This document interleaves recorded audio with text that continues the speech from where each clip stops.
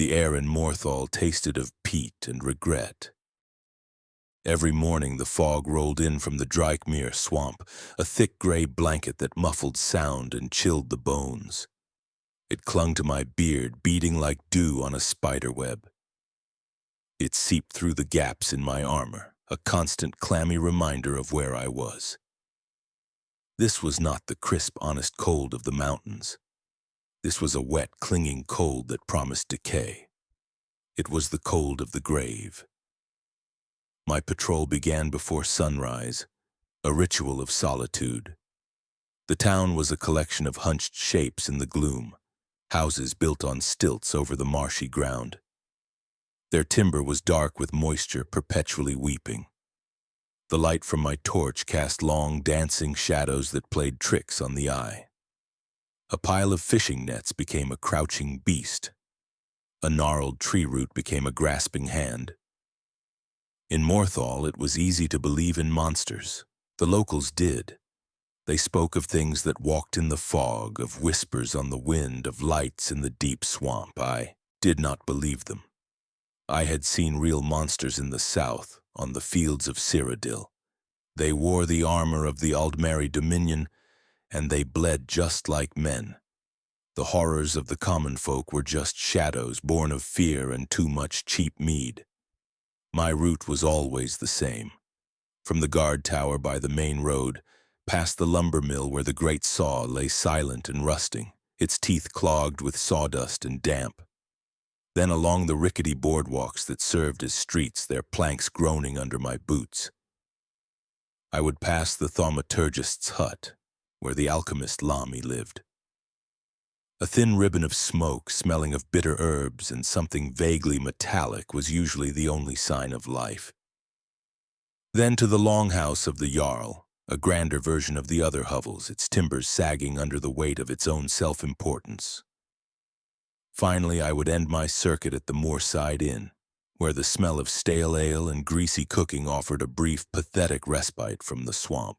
Captain Torvin was usually there, nursing a tankard of Blackbriar mead he could not properly afford.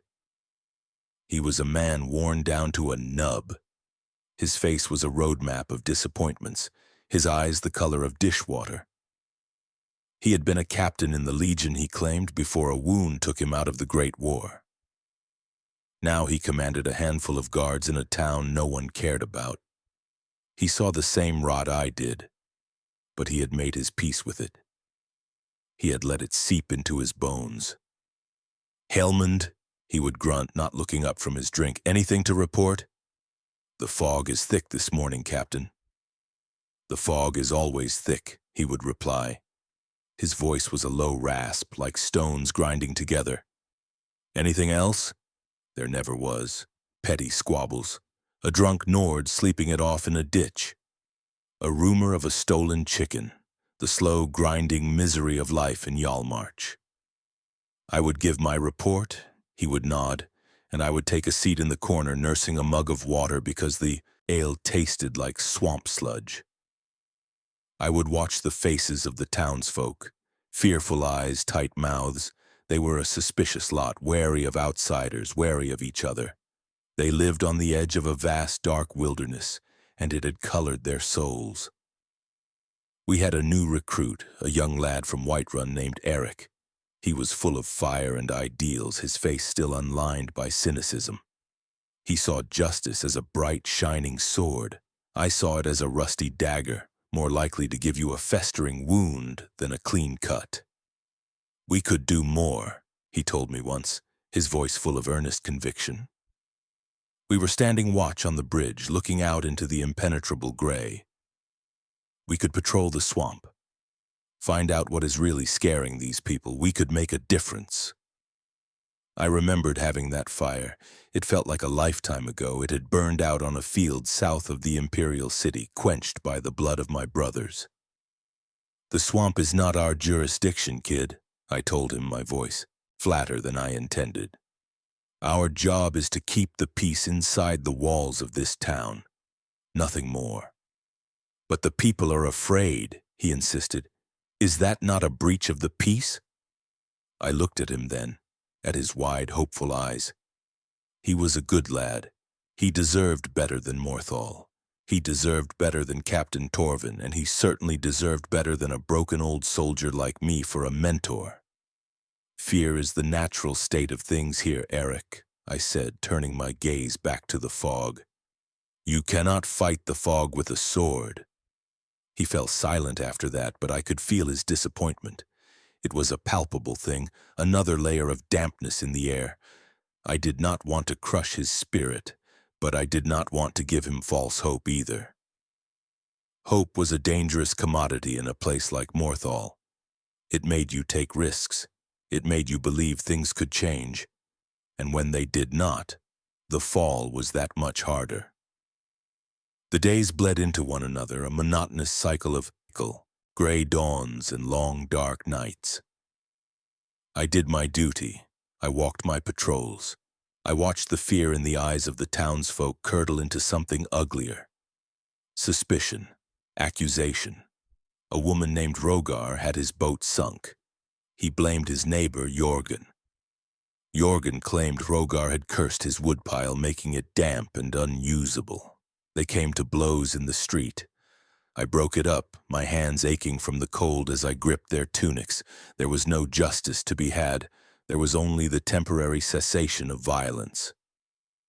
Then the disappearances started. It began with a traveler, a merchant on his way to Solitude. His cart was found on the road a few miles from town, one wheel stuck in the mud. The horse was still harnessed, placidly chewing on the scrubby grass. But the merchant was gone. No sign of a struggle.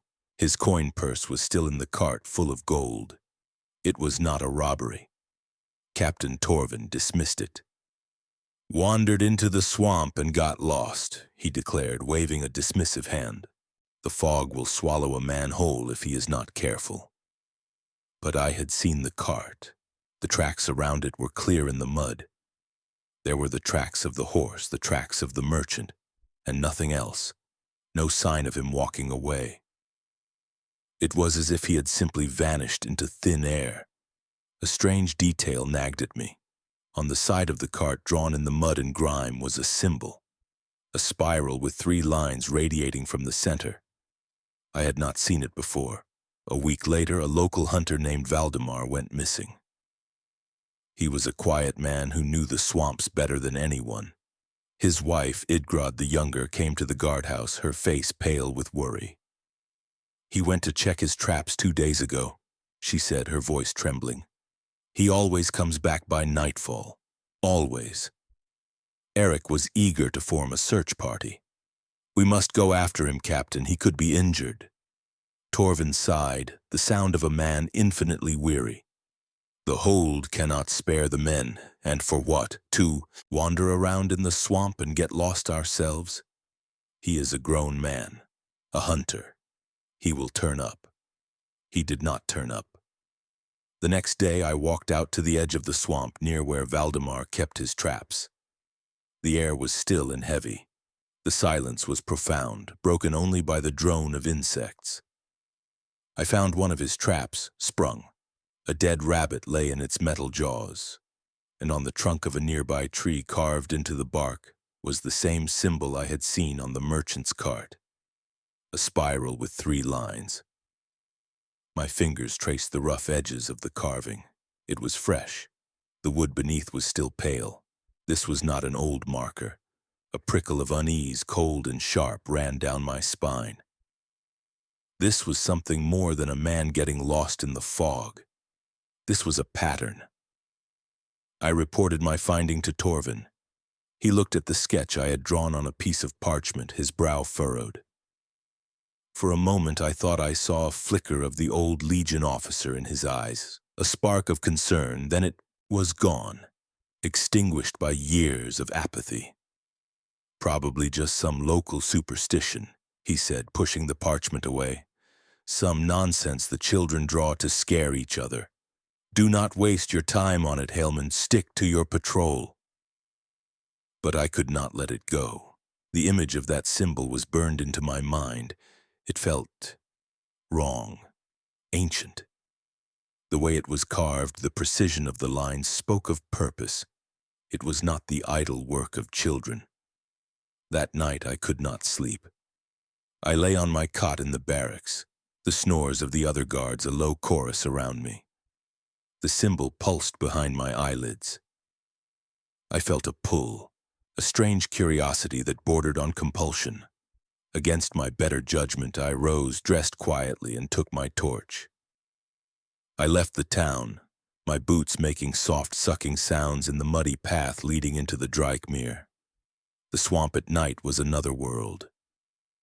The fog glowed with a faint spectral luminescence from the twin moons above.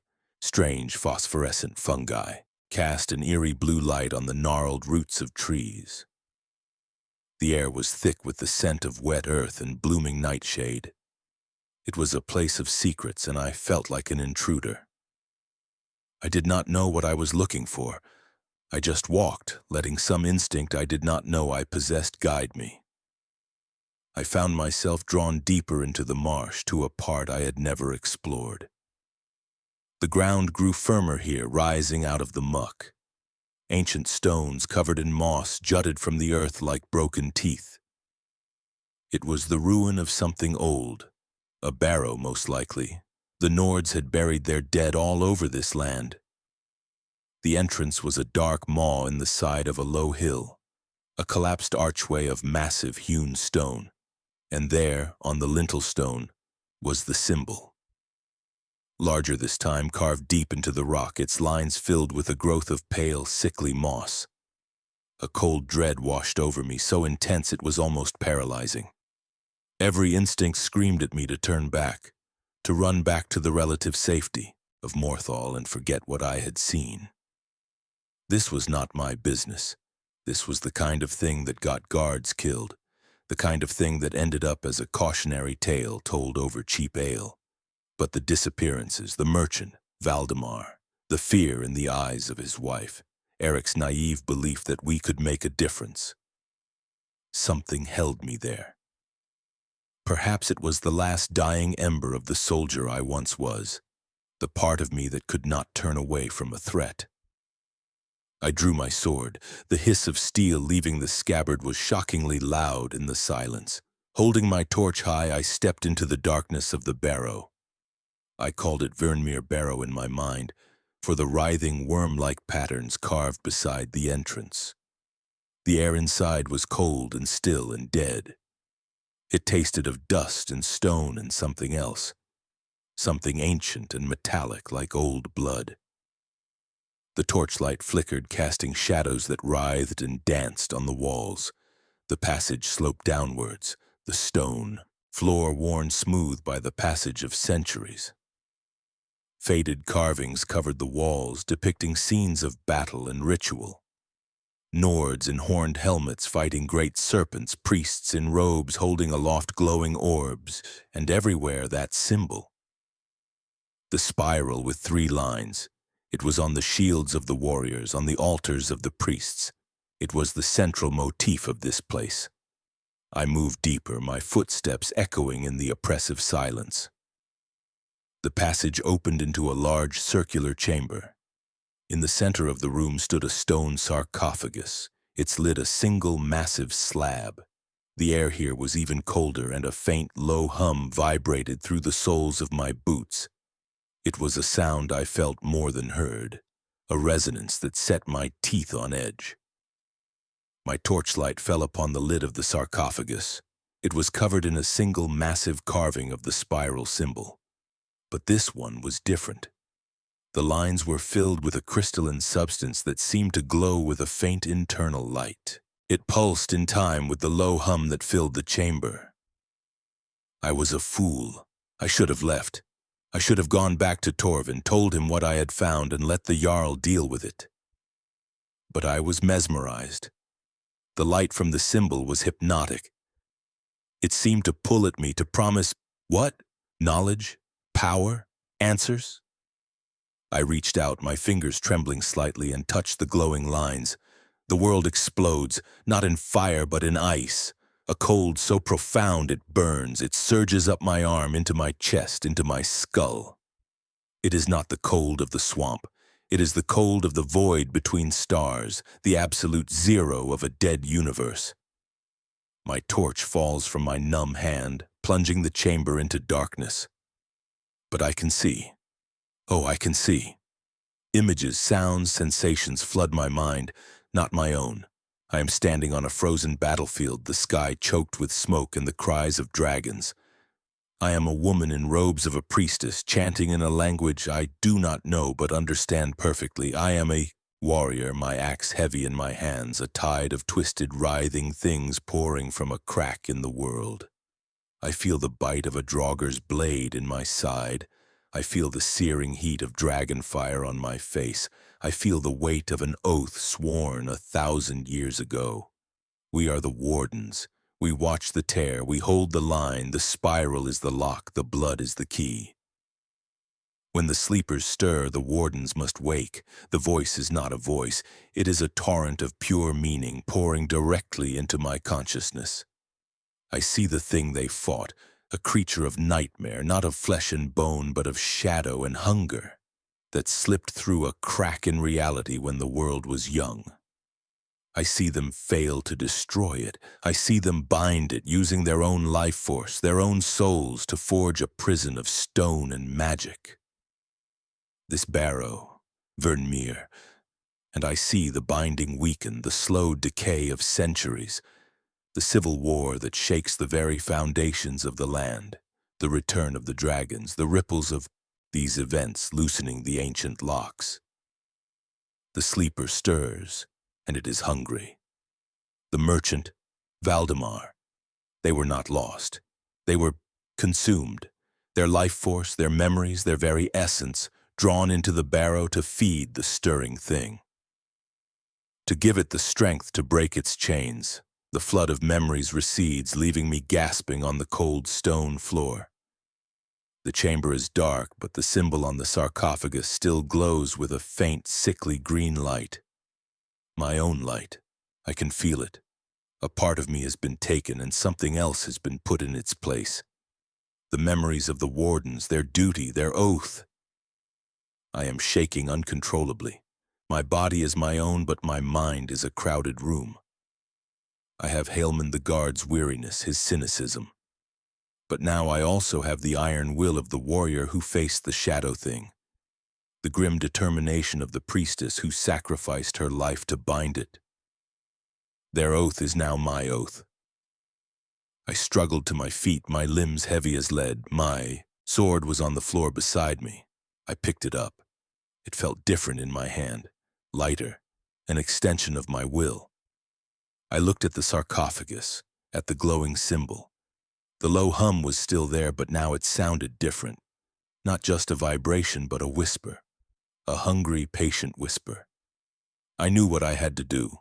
The wardens had failed to destroy it, but they had contained it. That was the task. To hold the line. The disappearances were the creature testing its prison, drawing sustenance from the world outside. I had to stop it. I had to reinforce the lock. How? The memories were a chaotic jumble. The spiral is the lock. The blood is the key. My blood. Their blood. I did not know.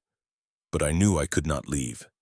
I could not go back to Morthal and pretend this place did not exist. The knowledge I now carried made that impossible. It was a weight in my soul, a brand on my consciousness. I found my torch, its embers still faintly glowing. I managed to coax it back to life. I needed to get out of the chamber, to think. I stumbled back through the passage, the carvings on the wall no longer just faded pictures. I recognized them now. I saw the faces of the people whose memories I now shared. I saw their sacrifice. When I emerged from the barrow, the first light of dawn was painting the eastern sky. The fog was beginning to burn off. The world looked the same, but it was not. I was not the same. The man who had entered the barrow was gone. In his place was something else. A guard, yes, but a different kind of guard. My watch was no longer the streets of Morthal. It was this ancient, cursed place. I walked back to town in a daze. The familiar sights of the lumber mill and the Jarl's longhouse seemed alien, like a scene from a dream. I felt a profound sense of dislocation, of being out of step with the world. Eric saw me first. He was coming out of the guard tower, his face etched with worry. "Hailmond, by the 9, where have you been? The captain was about to list you as a deserter." I looked at him, and for a moment I could not place his face. He was just a boy worried about patrols and captains while a world-eating horror was stirring in its sleep a mile away. The sheer absurdity of it almost made me laugh. "I was scouting," I said. The words felt like stones in my mouth. "Scouting? All night?" He looked me over. My clothes were covered in dirt and moss. There was a wildness in my eyes, I am sure. "Are you all right? You look like you have seen a ghost." "Something like that," I murmured. Captain Torvin was, as expected, in the Moorside Inn. He looked up when I entered, his eyes narrowing. "Well, look what the swamp coughed up. Care to explain yourself, Helmond?" I stood before his table, my mind a whirlwind of ancient battles and arcane rituals. What could I possibly say to him? That I had communed with the dead? That I was now the custodian of a prison for an eldritch abomination? "I found something in the swamp," I said, my voice hoarse. "A barrow, north of here. It is connected to the disappearances." Torvin snorted, taking a long pull from his tankard. "A barrow? Of course, full of draugr, I suppose. You have been listening to too many local tales. You are a guard of Morthal, not some adventurer looking for treasure." "This is not about treasure," I insisted, leaning forward. My voice was low, intense. "People are dying, Torvin, and more will die if we do nothing." He slammed his tankard down on the table. Mead sloshed onto the scarred wood. "And what do you propose we do? March our 5 guards into a dusty tomb? Get ourselves killed for nothing? I will not have it. You are on latrine duty for a week for deserting your post. Now get out of my sight." I stared at him, at the angry resignation in his face. He was a man drowning, and he was determined to pull everyone down with him. I saw then that there was no help to be had from him. There was no help to be had from anyone. This was my burden alone. I turned and walked out of the inn without another word. I could feel the eyes of the patrons on my back. The whispers had already begun. Helmond, the strange guard, the one who wanders the swamp at night. The days that followed were a torment. I performed my duties mechanically, my body moving through the familiar routines of a city guard while my mind reeled. The memories of the wardens were a constant presence, a background hum of dread and duty. I would be polishing my boots and suddenly be hit with a vision of a sky filled with screaming dragons. I would be eating a piece of dry bread and taste the phantom flavor of a healing potion, bitter and metallic. I began to understand things. I could feel the flow of magicka in the air, a faint shimmer that was invisible to everyone else. I could look at the swamp and see not just mud and trees, but lines of power, ancient ley lines that converged on Vernmere Barrow. The world had a new texture, a new dimension that only I could perceive. And I could feel the barrow. It was a cold spot in my senses, a void that pulled at the life around it. And the pull was getting stronger. A child went missing a few days later. A little girl named Alva. She had been playing by the docks. One moment she was there, the next she was gone. The town was thrown into a panic. This was not a traveler or a hunter. This was one of their own. A search party was finally organized, a pathetic group of terrified men with torches and pitchforks. I did not join them. I knew it was useless. I knew where she was, or rather where her life force had gone. The thought filled me with a cold, hard rage. That night I went back to the barrow. I did not take a torch. I did not need one. The memories of the wardens showed me the way.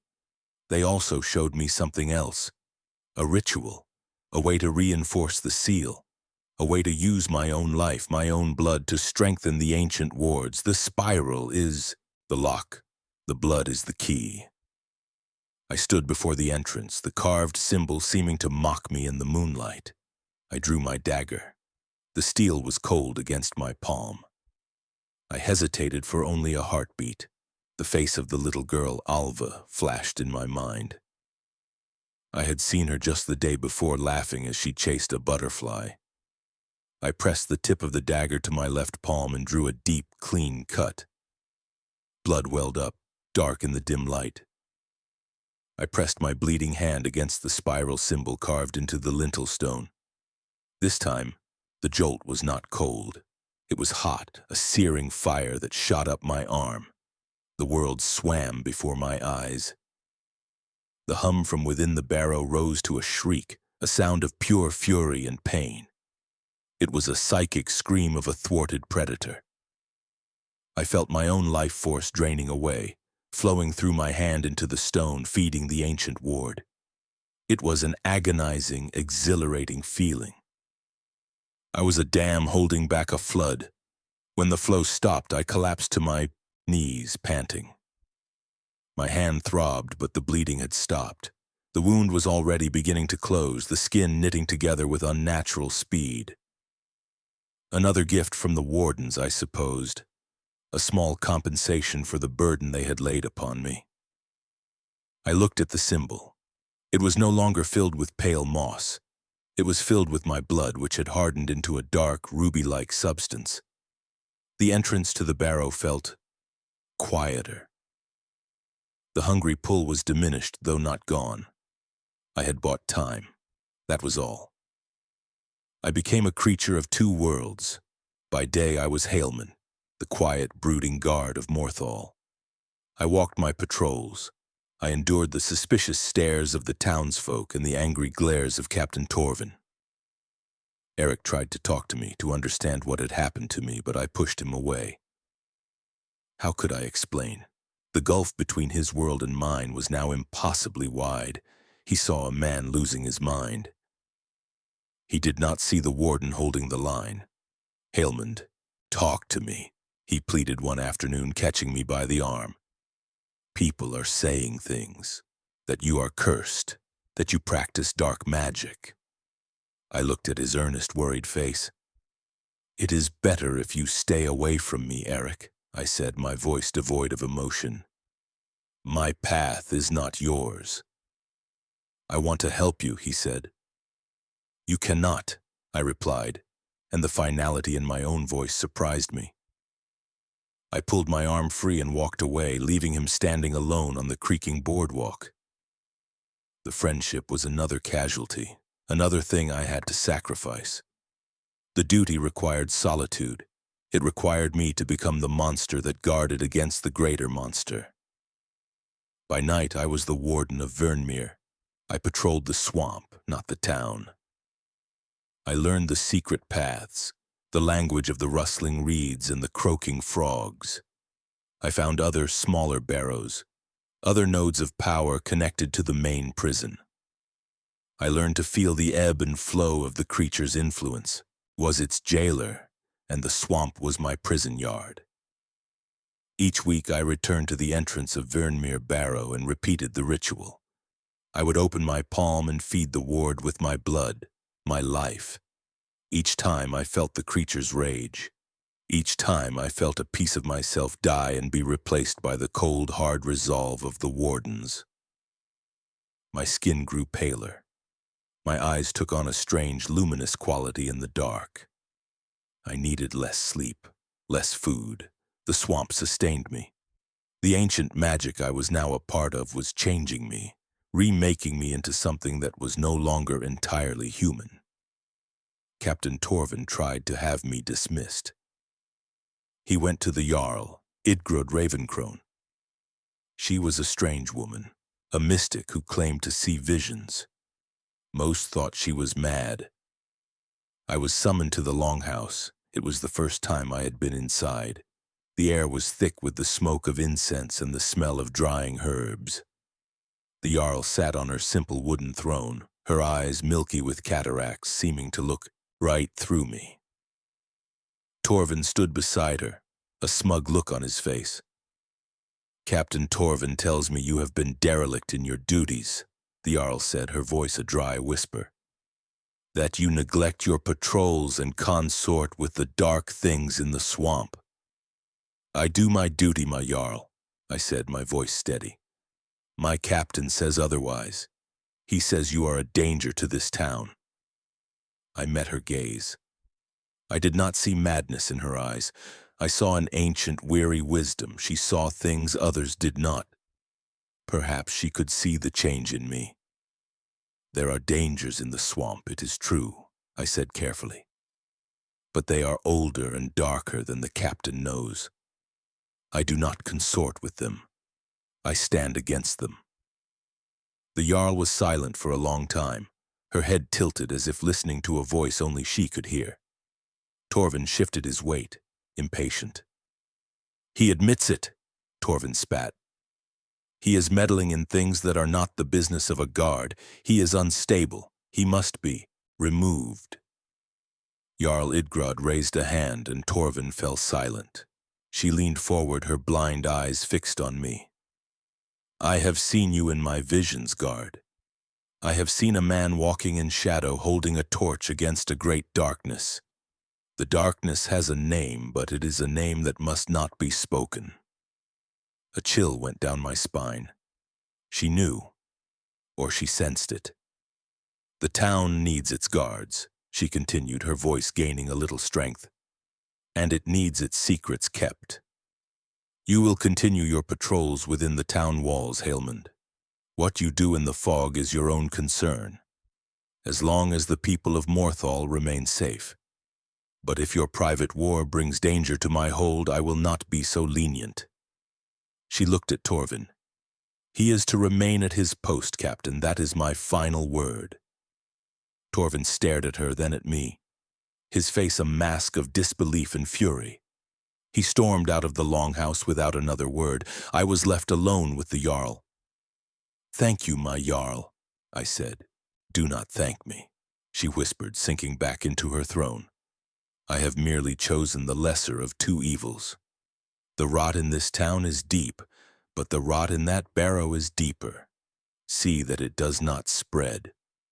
So I was given a reprieve, a silent sanction.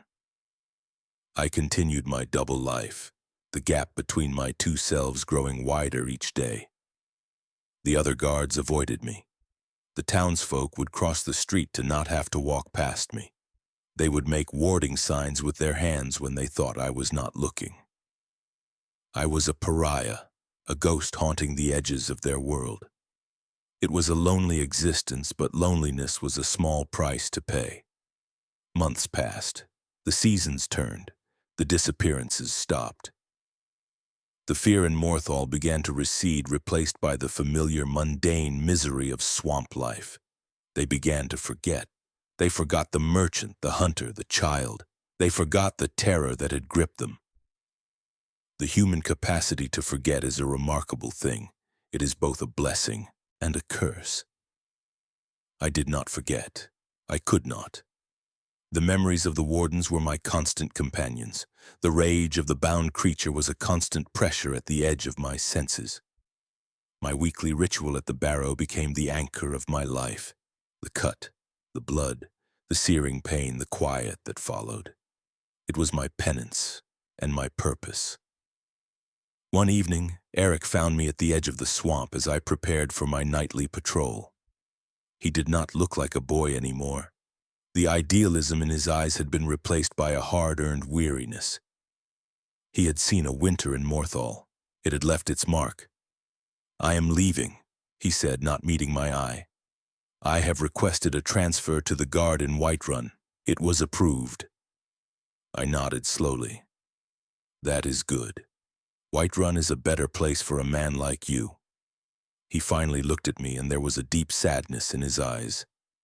"I do not understand you, Haelmund. I do not know what you have become, but I think you are protecting this town, in your own way. And I want you to know that I am grateful." He held out his hand. I looked at it, then at my own. My left palm was a mass of scar tissue, a permanent, ugly map of my sacrifice. I did not take his hand. "Go, Eric," I said, my voice softer than I intended. "Make a good life in Whiterun. Forget this place." He held my gaze for a moment longer, then nodded, turned, and walked back towards the light and noise of the inn. I watched him go until he was just a silhouette. Then I turned and walked into the darkness of the swamp. He was right to leave. This place was no longer for the living. It was for the dead, and for the guardians of the dead. I do not know how many years have passed since then.